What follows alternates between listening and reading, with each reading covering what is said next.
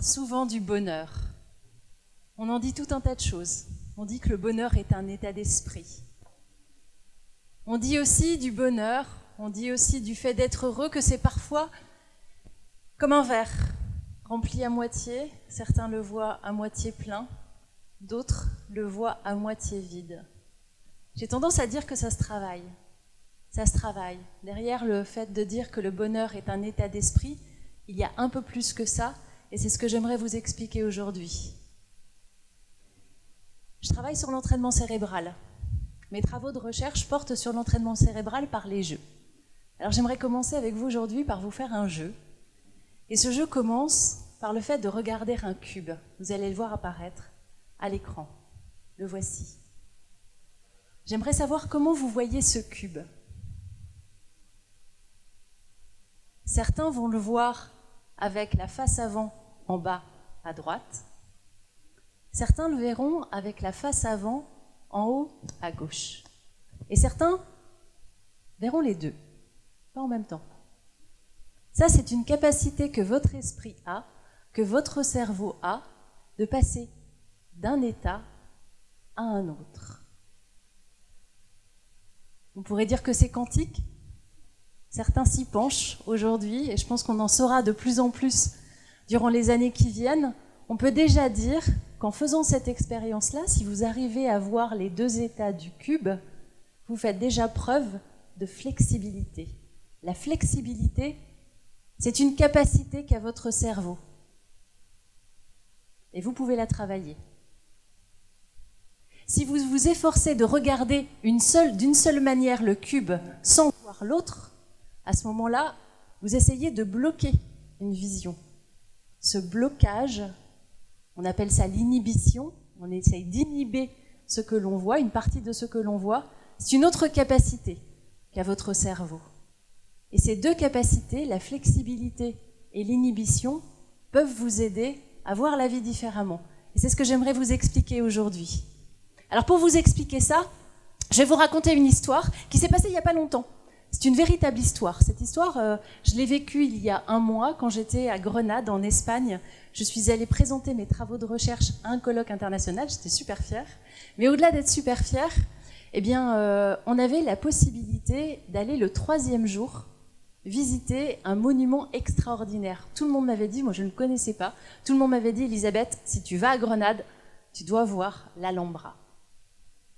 Peut-être certains d'entre vous connaissent cet édifice, ce monument exceptionnel. Le 3e jour, à la fin des conférences, j'ai fait mon maximum pour assister à toutes les conférences, mais à la fin, je suis allée à l'Alhambra, j'ai pris le bus espagnol, me débrouillant comme je pouvais avec les restes de ce que j'avais en espagnol, et je suis arrivée à l'Alhambra, il était à peu près 17h, et j'ai commencé la visite de l'Alhambra par les jardins. Ces jardins, lorsque je suis rentrée, il y avait une grande allée, tapissée d'arbres, immenses. Immenses. Ces arbres étaient ouverts. Pourquoi ? Parce qu'il pleuvait pas mal à ce moment-là. Il y avait encore beaucoup de feuilles, c'était le début du printemps. En avançant, je me suis véritablement sentie entrer dans un univers. Au bout de l'allée, il y avait un parterre de fleurs, c'était un véritable jardin. On est passé d'un espace vertical à un espace horizontal avec des parterres de fleurs extrêmement colorés. Et en avançant encore un petit peu, je suis passée à côté d'une rose. Cette rose, elle m'a happée. Pourquoi elle m'a happée ? Parce qu'elle avait une couleur qui était intense, forte. Et lorsque je me suis approchée, autre chose m'a happée. C'était plus sa couleur, mais son parfum. Et le parfum, en le sentant, il était subtil. Il était intense aussi. À ce moment-là, j'étais avec la fleur. Et j'étais avec rien d'autre. J'ai continué ma visite.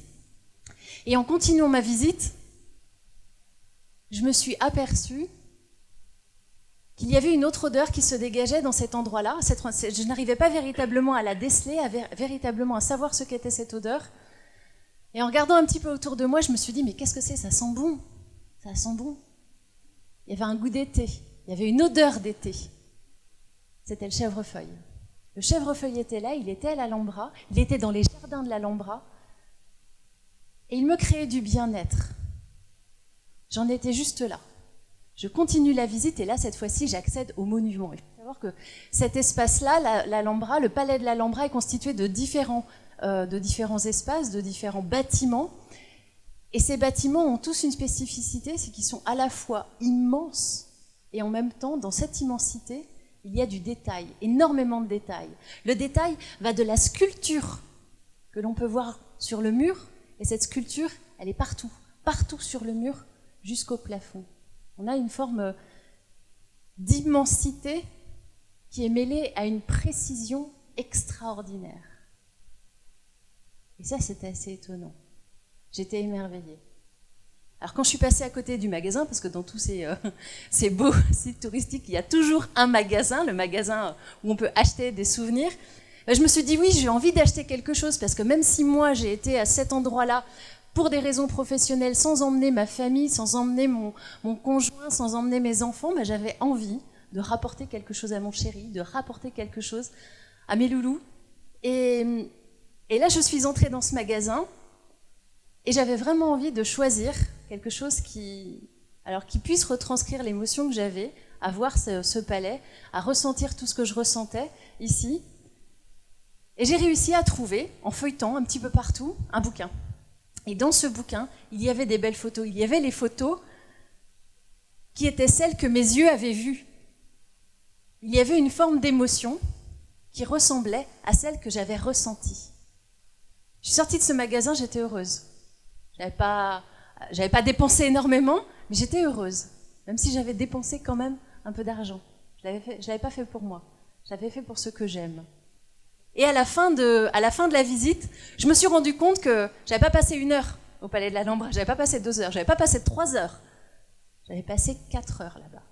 J'avais passé 4 heures à crapahuter d'endroit en endroit, à monter des marches, sans véritablement m'en rendre compte. Enfin, il y a certaines marches quand même, on s'en rend compte. On monte, et puis on se dit finalement ça va être infinissable. Et à chaque fois, aller au bout des marches valait le coup. À chaque fois, il y avait un paysage, un magnifique paysage qui était là, ou un magnifique bâtiment qui était là, ou un magnifique jardin qui était là. Mais à chaque fois, l'effort en valait la peine. À ce moment-là, durant toute cette période, j'ai véritablement vécu ce que j'appelle le bonheur, ce que j'enseigne beaucoup, ce dont je parle beaucoup, je l'ai véritablement vécu et je l'ai vécu de différentes manières. Et ces différentes manières s'expriment et s'expliquent. S'expriment par l'émotion et s'expliquent grâce au mécanisme du cerveau. Et un mécanisme, enfin du moins, j'aimerais vous présenter aujourd'hui ce qui me semble expliquer ce que j'ai vécu. Et ça s'appelle la dose. C'est ce que j'appelle la dose. Alors qu'est-ce que c'est la dose ? C'est ce que j'ai reçu. C'est ce que mon cerveau a reçu durant toute cette balade. Cette dose comprend différents neurotransmetteurs qui ont été déversés dans mon cerveau. Et ces neurotransmetteurs s'appellent la dopamine, l'ocytocine, la sérotonine et l'endorphine. Alors qu'est-ce que c'est la dopamine ? La dopamine, c'est ce qu'on peut appeler le neurotransmetteur de la réussite. Ce neurotransmetteur, je m'en suis rendu compte après, mais je l'ai vécu. Quand je montais mes marches, je faisais l'effort. Et puis j'étais peut-être un petit peu fatiguée, mais j'avais envie. J'avais envie de monter ces marches. Pourquoi ? Parce qu'à chaque fois, je savais qu'au bout du compte, il y avait quelque chose. Et ce quelque chose m'apporterait du bien-être. Je le savais. Cette dopamine, vous l'avez à chaque fois que vous faites un effort ou que vous sentez que vous allez vers la réussite. Moi, je l'appelle un petit peu le neurotransmetteur de la réussite parce que c'est celui qui va vous donner des ailes. C'est celui qui va vous dire, allez, vas-y, ça vaut le coup ce que tu vas voir. Tu vas pouvoir y aller. Dans le magasin, lorsque j'ai acheté un livre et des petits objets pour ma famille, à ce moment-là, j'ai fait l'expérience de l'activation de l'ocytocine. L'ocytocine, c'est le neurotransmetteur de l'attachement. À chaque fois que vous reliez à quelqu'un, à chaque fois, ça peut être vos enfants, votre famille, mais ça peut aussi être un bon copain que vous revoyez depuis, vous ne l'avez pas vu depuis un certain temps, et vous le revoyez, et vous vous dites, mais mince, qu'est-ce que ça fait du bien de te voir ? Eh bien ça, c'est un peu d'ocytocine, un peu de lien que vous avez avec lui. Quand j'étais dans ce magasin, il n'était pas là, ma famille n'était pas là, mais j'étais en lien avec eux. Pourquoi? Parce que je pensais à eux. Pourquoi? Parce que j'étais avec eux. À ce moment-là, j'étais là, mais ils étaient là aussi. Ils étaient en moi.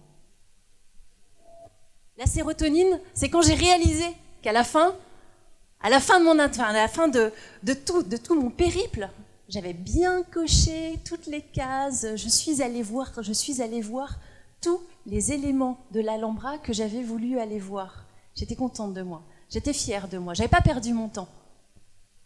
J'avais fait les choses, j'avais suivi, j'étais pleinement présente, j'étais fière, j'étais satisfaite. C'était un peu de sérotonine. Et enfin, l'endorphine. L'endorphine, vous le savez, c'est les sportifs connaissent particulièrement ce neurotransmetteur. C'est le neurotransmetteur qui porte très bien son nom d'ailleurs. Il endort la douleur. En fait, il agit par contraste. Vous êtes fatigué, mais vous avez quand même envie de continuer. Et puis à un moment, vous êtes fatigué et vous ne l'êtes plus. Et vous ne l'êtes plus. Pourquoi? Parce que votre corps sait très bien gérer l'effort et vous permet de pouvoir continuer tout en ayant un petit peu moins mal. Et à ce moment-là, vous sentez un petit peu de bien-être. C'est l'endorphine qui va vous le donner. Alors, au-delà de ça, cette dose-là, ces 4 neurotransmetteurs qui sont là. Alors, ils agissent de plein d'autres manières, mais ils agissent aussi pour votre bien-être de ces manières-là. Vous avez la possibilité de les activer. Et c'est là où l'entraînement cérébral peut vous aider. Et l'entraînement cérébral peut vous aider grâce à 3 mots.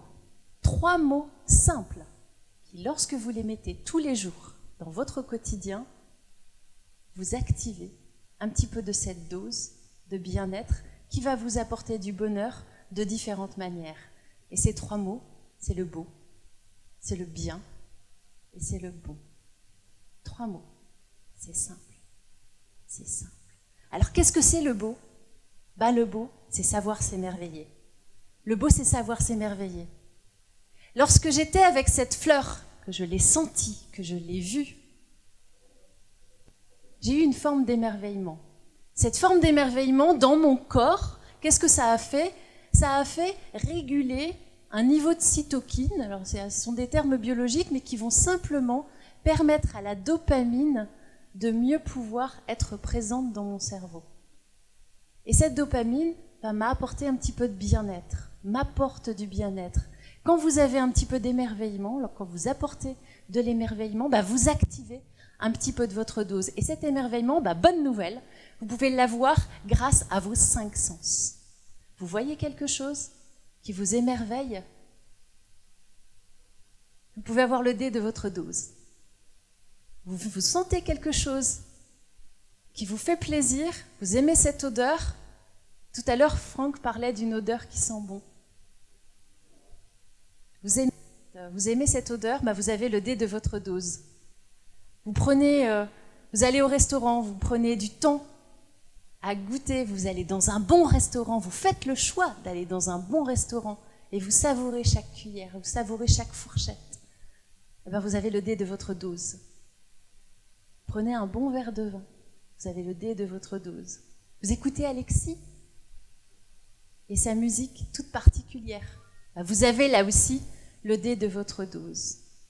À chaque fois que vous vous émerveillez un petit peu, vous permettez à votre corps de pouvoir générer du bien-être dans votre cerveau grâce à ces neurotransmetteurs. Le bien, qu'est-ce que c'est le bien? Le bien, c'est le fait de s'appliquer et de s'impliquer. Alors ça, c'est magique. Lorsque vous vous appliquez et lorsque vous vous impliquez à faire quelque chose, là, c'est de la sérotonine en barre. Vous avez cette satisfaction qui va pouvoir arriver dans votre cerveau. Et la satisfaction, qu'est-ce que c'est? C'est un booster à estime de soi. Et ça, c'est très simple. Vous avez la possibilité de le faire avec un tout petit rien.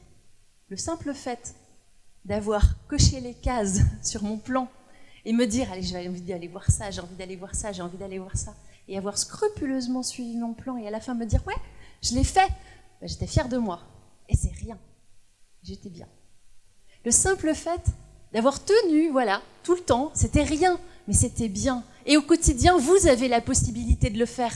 Vous avez tous dans vos vies des petits riens qui peuvent vous permettre de développer ce bien. Et ce bien, ça peut être, pour une fille, le fait de bien s'appliquer à mettre son vernis. Vous avez réussi? Super. pouvez être fiers de vous. Ça pourrait être... moi, je le fais de temps en temps quand j'essuie un verre. J'essaye de l'essuyer bien. C'est rien. Ça prend quoi? Ça prend 1 minute. Eh bien, 1 minute, c'est 1 minute de bonheur. C'est du petit bonheur, mais ça suffit. Votre corps n'a pas besoin de plus. Votre corps a juste besoin d'un petit peu de bien-être au quotidien. Et le dernier, c'est le bon. Et ce bon-là, je l'ai trouvé quand je suis allée au magasin. Je me suis tournée vers les autres. Et les autres, c'était les miens. À ce moment-là, j'ai pas pensé à moi. Si, j'ai pensé à moi, parce que je voyais, j'étais encore avec ce sentiment d'émerveillement que j'avais envie de faire partager, mais j'étais pas tournée vers moi, j'étais tournée vers les autres. Et quand on se tourne vers les autres, la psychologie positive nous l'enseigne aujourd'hui, on augmente son propre niveau de bien-être. Alors certains me disent parfois, oui c'est bien, enfin bon, tout le temps tourner vers les autres, on finit par être les esclaves des autres. Eh bien je dis ok, on peut aussi être un ami pour soi-même, et pas prendre soin de soi, mais prendre soin de cet ami qui est là et qu'on accompagne au quotidien. Je suis un petit peu contre le développement autocentré. Je trouve qu'il y a un petit peu trop de narcissisme parfois dans le développement personnel qui serait un peu trop centré sur soi-même. Moi je dis non. Quand on regarde bien, l'augmentation du niveau de bien-être dans le corps, il se fait en étant en lien